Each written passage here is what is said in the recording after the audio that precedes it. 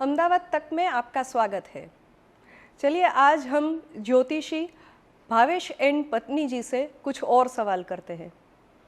भावेश जी, जिनकी जन्म तारीख, जिनके बर्थ का डेटा अवेलेबल हो, उनके सवालों का तो आप निराकरण लाके देते हैं, लेकिन जिसके बर्थ का डेटा, जन्म तारीख, जन्म का समय वो उपलब्ध नहीं हो, तो आप उनके सवालों का क्या हल दिखाते हैं?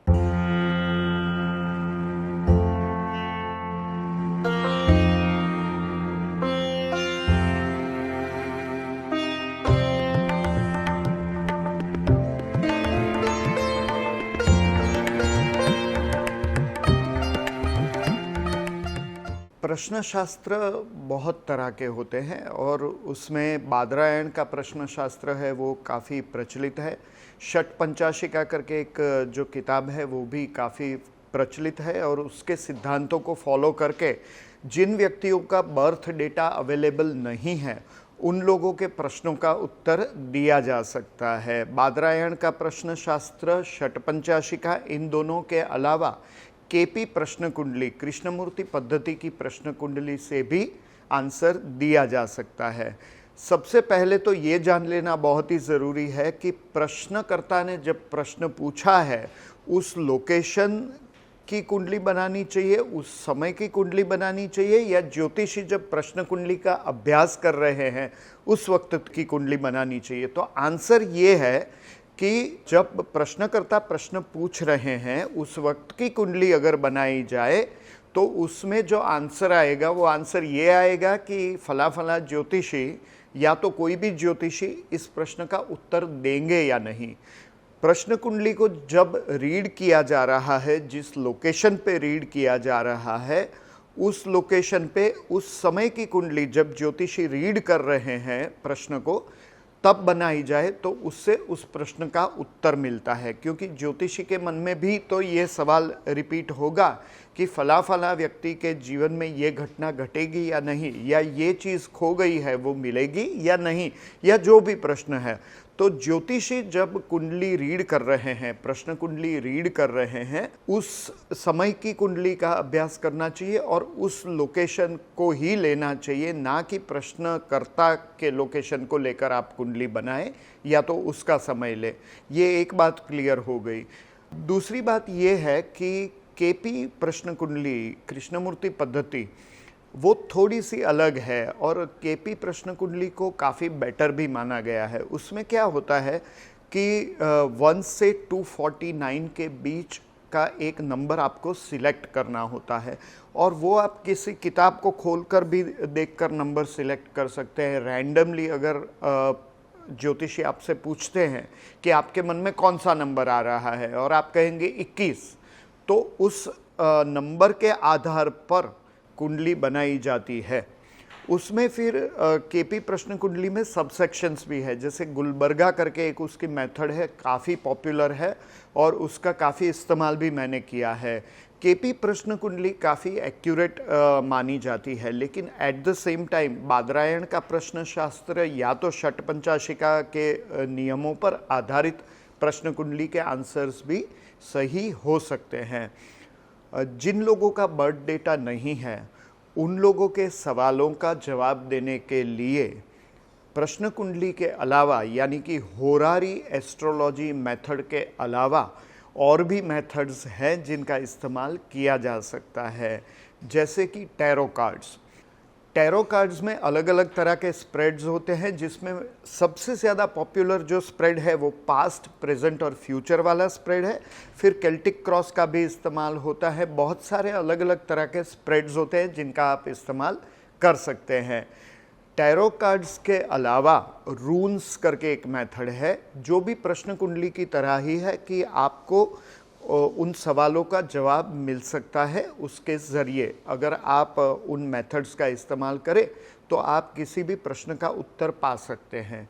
फिर बहुत सारी अलग तरह की भी मेथड्स है, जैसे कि जो चाय की पत्ती होती है, टी लीव्स मेथड उसे कहते हैं। फिर कुछ लोग ऐसा भी करते हैं कि जो काजल होता है उस काजल में छाया देखते हैं।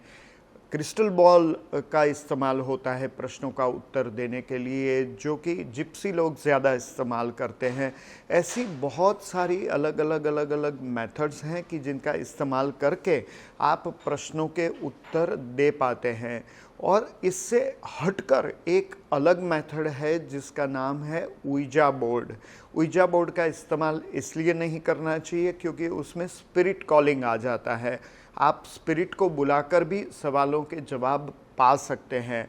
और बचपन में वो लोग कॉइन रख के यस और नो पे वो कॉइन जाएगा वगैरह खेला करते थे। बेसिकली वो electromagnetic field of the body का इस्तेमाल करता है और काफ़ी साइंटिफिक मेथड भी है। इसके बावजूद उन चीज़ों का प्रयोग इसलिए नहीं करना चाहिए क्योंकि उससे कभी घातक परिणाम भी आ सकते हैं। ऊर्जा बोर्ड में आप एनर्जी के साथ खेल रहे हैं, जो कि कतई नहीं करना चाहिए।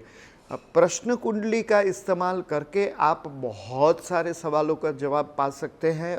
प्रश्न कुंडली को होरारी मेथड कहते हैं। ये वेस्टर्न एस्ट्रोलॉजी में भी काफ़ी डेवलप्ड है और इंडियन एस्ट्रोलॉजी में भी काफ़ी डेवलप्ड है। तो आप प्रश्न कुंडली का इस्तेमाल कर ही सकते हैं।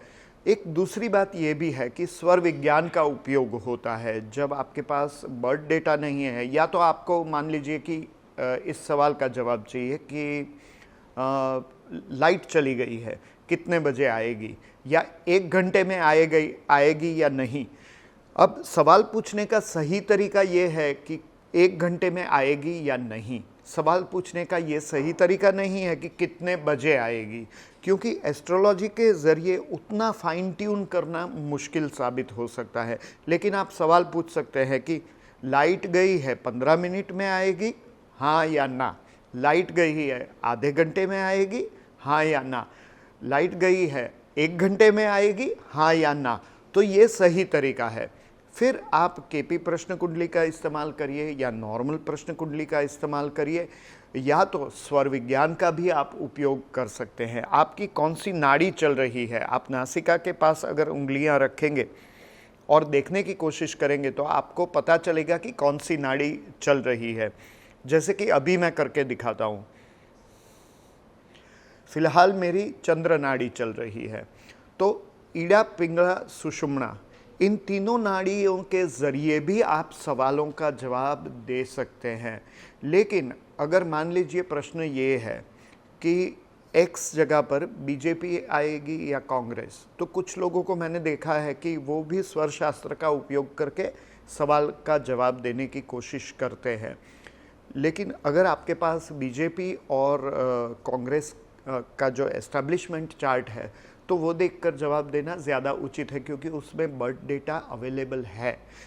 आपको प्रश्न शास्त्र या तो होरारी सिस्टम का इस्तेमाल तभी करना चाहिए जब आपके पास पूरा बर्थ डेटा अवेलेबल नहीं है, या तो प्रश्न ऐसा है कि जिसमें आपको इवेंट चार्ट का सहारा लेना पड़े। जैसे कि मैच है तो इसमें कौन सी टीम जीतेगी, एक्स टीम या वाई टीम, तो उसमें आप टैरो, रून्स, स्वर शास्त्र या किसी भी और मेथड का इस्तेमाल कर सकते हैं।